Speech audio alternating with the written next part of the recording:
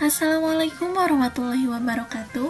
Hai, bagaimana kabar kalian? Semoga tetap sehat selalu ya.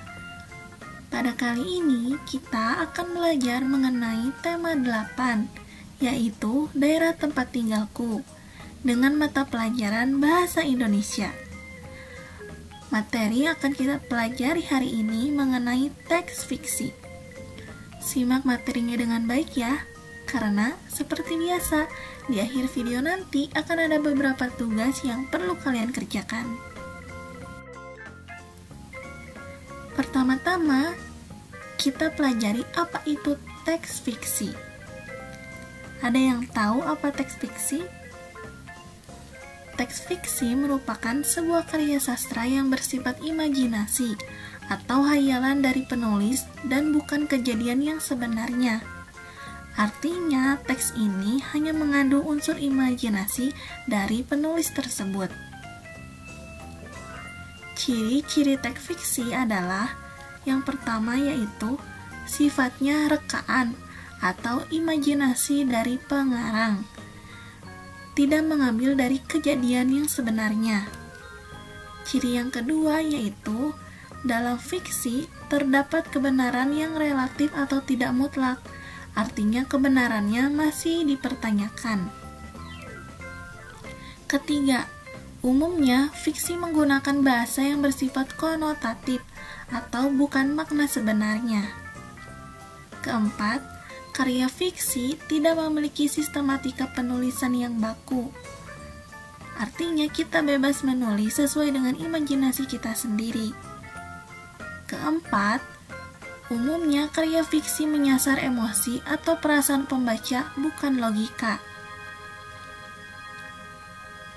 Keenam, dalam karya fiksi terdapat pesan moral atau amanat tertentu. Selanjutnya adalah jenis-jenis teks fiksi. Banyak sekali jenis-jenis dari teks fiksi. Yang pertama adalah cerita jenaka. Cerita jenaka mengisahkan tentang kelucuan dan kecerdikan para tokoh utamanya yang bisa membuat para pembaca terhibur oleh ceritanya. Contoh dari cerita jenaka adalah cerita Si Kabayan yang terkenal di daerah Sunda. Jenis yang kedua adalah mite atau mitos. Cerita ini mengisahkan tentang peristiwa di masa lalu yang di dalamnya menggambarkan banyak mukjizat atau keajaiban. Contoh dari mite atau mitos ini adalah cerita dari Dewi Sri sebagai Dewi Padi. Jenis yang ketiga yaitu fabel. Fabel menggambarkan para binatang-binatang sebagai tokoh utama yang menggantikan manusia sebagai tokoh cerita. Contoh cerita fabel adalah kelinci dan kura-kura, kancil dan buaya, serta semut dan belalang. Masih banyak lagi cerita mengenai fabel. Jenis yang keempat adalah legenda.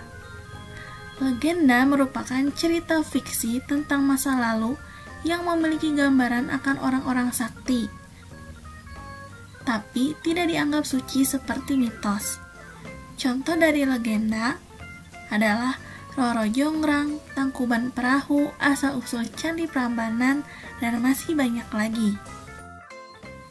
Yang kelima yaitu saga. Cerita rakyat yang secara khusus menceritakan tentang kepahlawanan para orang-orang di masa lalu yang terus dikenang sampai masa sekarang. Contoh dari saga adalah cerita Si Pitung dari Betawi. Keenam yaitu cerpen atau cerita pendek. Merupakan cerita fiksi yang bisa dibaca dalam waktu singkat dalam sekali duduk. Biasanya hanya memiliki sebanyak 1-2 halaman. Contoh dari cerpen adalah cerpen-cerpen di majalah Bobo. Ketujuh yaitu novel. Cerita yang memiliki penokohan karakter yang kompleks, urutan bab yang cukup panjang, serta cerita yang kompleks. Karena ceritanya yang panjang, maka novel ini dibagi menjadi beberapa bab. Contoh dari novel adalah Harry Potter, Laskar Pelangi, Bumi Manusia, dan masih banyak lagi. Yang akan kita pelajari selanjutnya yaitu mengenai unsur intrinsik sebuah teks fiksi. Banyak sekali unsur intrinsik di dalam teks fiksi. Pertama yaitu tema, yang menggambarkan gagasan atau ide dasar cerita. Kedua yaitu tokoh, merupakan pelaku dalam cerita.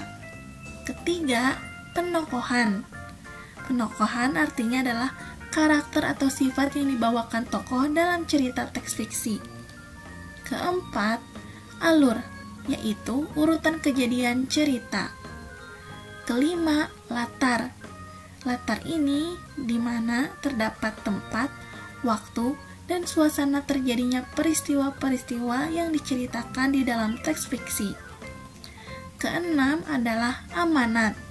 Amanat merupakan pesan moral yang disampaikan oleh pengarang melalui cerita yang ia buat. Selanjutnya itu macam-macam penyebutan tokoh pada teks fiksi. Terdapat berbagai macam sebutan untuk tokoh. Pertama yaitu tokoh utama. Tokoh utama memiliki peranan yang penting dalam suatu cerita.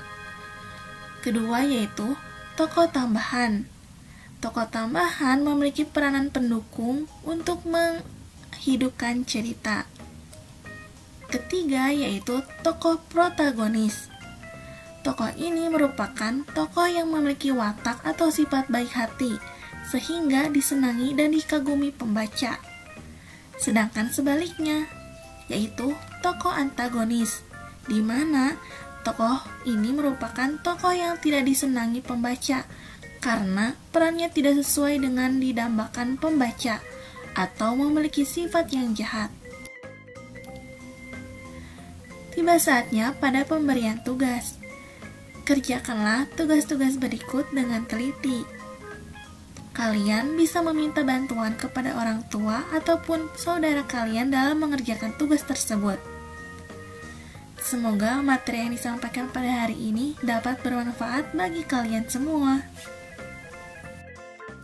Sekian materi yang disampaikan pada hari ini. Mohon maaf bila ada kesalahan ataupun kekeliruan dalam menyampaikan materi. Jangan lupa untuk like jika kalian menyukai video ini, share ke teman-teman kalian agar teman-teman kalian mendapatkan ilmu yang sama dengan kalian, dan subscribe. Terima kasih. Wassalamualaikum warahmatullahi wabarakatuh.